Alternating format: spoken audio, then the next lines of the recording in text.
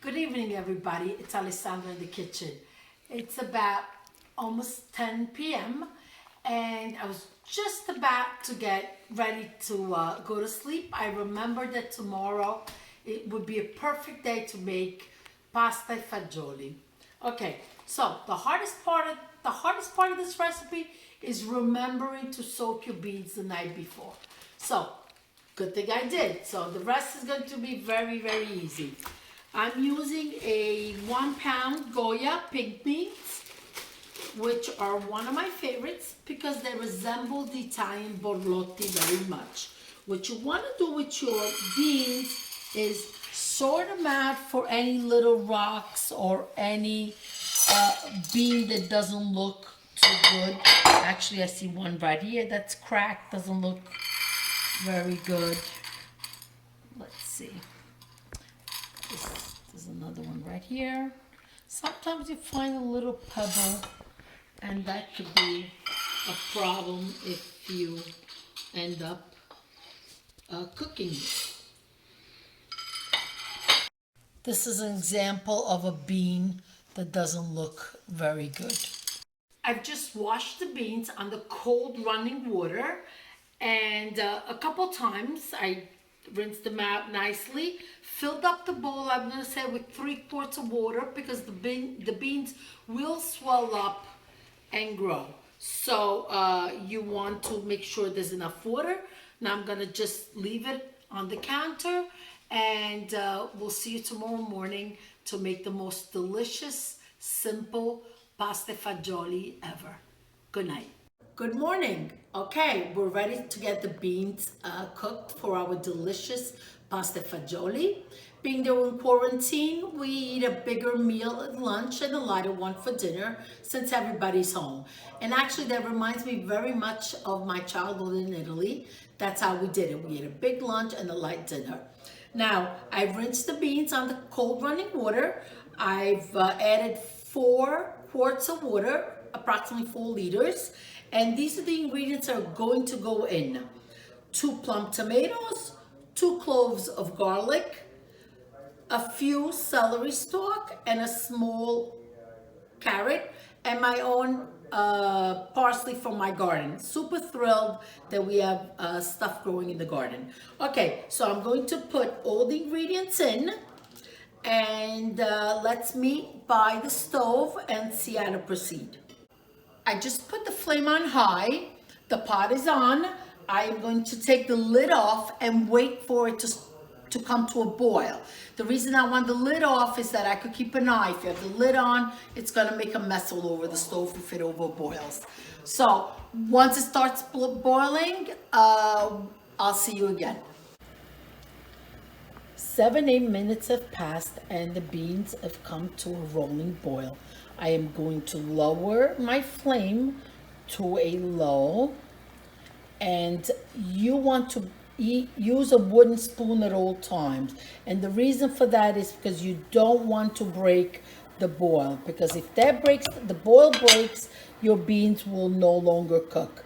Believe me, these are things that my grandmother used to say, my mother used to say, and they're true. So no metal utensils.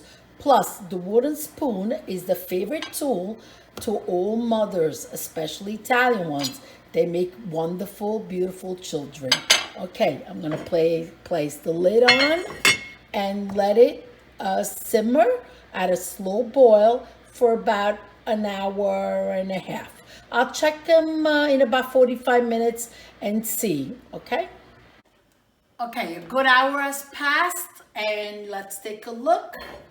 All right, they're nicely boiling. All right, they look good. Done. I'm gonna put in about a teaspoon of salt and let them cook another 15 minutes. The beans are cooked. Now the next step of the pasta fagioli. I use this thingamajig pasta tutto.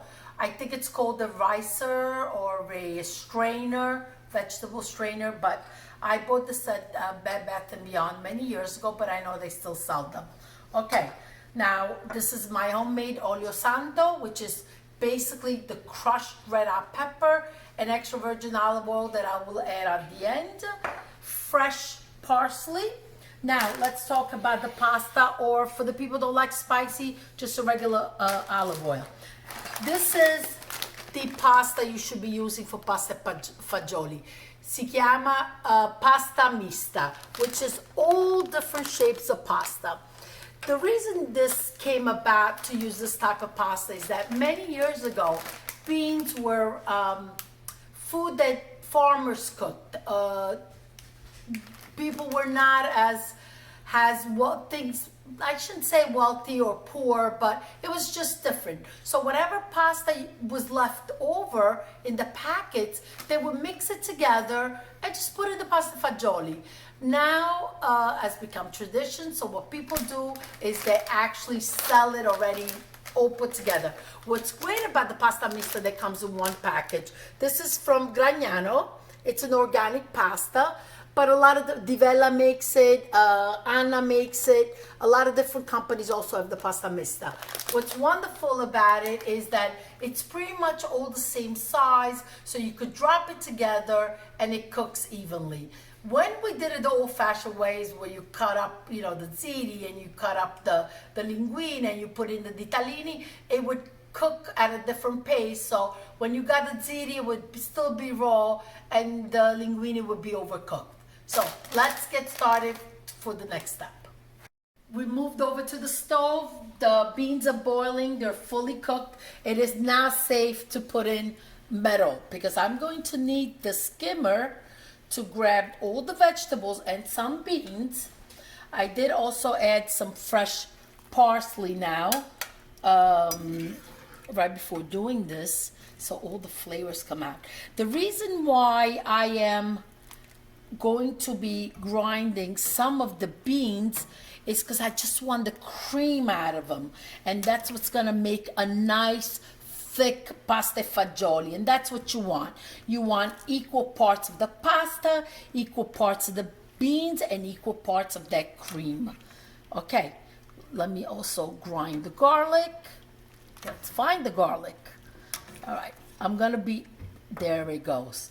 And now I'm going to start pureeing what I have here, and then it will go right back into the boiling beans before I drop the pasta. See you in a minute or so. This is what's left of the vegetables. So it's basically the skin of the beans and some of the roughage from the celery. Okay? And so now I have this beautiful cream that I'm going to put back into my beans. I've highered my flame because now we're about to drop our pasta in. Okay?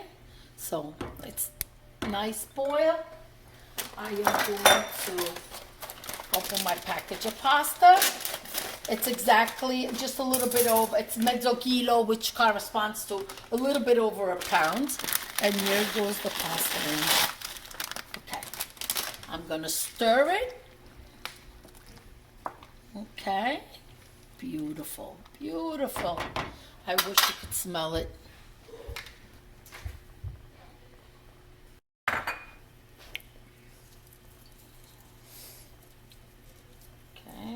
Higher the flame because you want it to come to a boil again.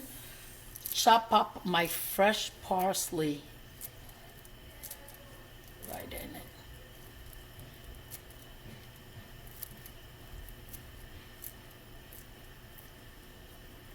Okay. And now, there it goes. Again, I'm not adding any oil now because I like to add my oil right before serving it. I think it's better for the body, and it's just so much more tasteful, full of flavor to have that extra virgin olive oil. There it goes. It's boiling. I'm going to put a lid on it and check back in 5 minutes. Okay, 5 minutes have passed. It's thickening up, the pasta is cooking, and I'm going to do the taste test to see if the pasta is ready, is cooked. No. It still needs more time and a little bit more salt. I started before and I forgot. You could use tubettini, ditalini, any pasta that you like. Even the conchiglie, the shells, go very nice with a pasta fagioli. It's all a preference. Please remember, I'm just a housewife, a mother, a sister, a daughter, a friend that loves food, and I want to share my cooking with you. So bear that in mind. Thank you so much. 3 more minutes have passed. The pasta is ready. Now you want it to rest for just a minute or so. So let's shut the flame off, put the lid back on, and let's get everybody down for lunch. You'll see, I'm sure they're all smelling it. Before you know it, everybody's gonna be storming in the kitchen and ready to have the pasta fagioli. See you in a couple minutes. Ready to eat this delicious pasta e fagioli. Okay, I'm ready. I'm going to put my olio santo on it, okay? I just want you to see how creamy, how delicious, the perfect balance of the beans, the pasta mista, of the olio. It's just fantastic. Now let's taste it. Delicious. Listen, do I need to tell you how healthy it is? Full of proteins, full of fiber.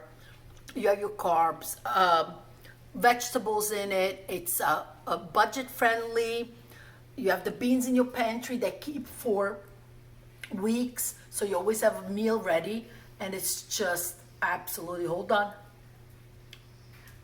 delicious, absolutely delicious. I really wish I could share this with all of you. I hope you do make the recipe and let me know in the comments what you think. And I hope it brings you back to your parents, your grandparents, and your great-grandparents, because these are the meals that they would make. Not us, but they would make. And I hope the traditions continue on. Thank you. Be safe, stay healthy, and I gotta continue eating. Thank you so much. Thank you for watching. Subscribe to my channel, and guys, take a look. This is the next recipe. Okay? Let me know in the comments below what do you think we're making. Thank you. Stay safe. Be healthy.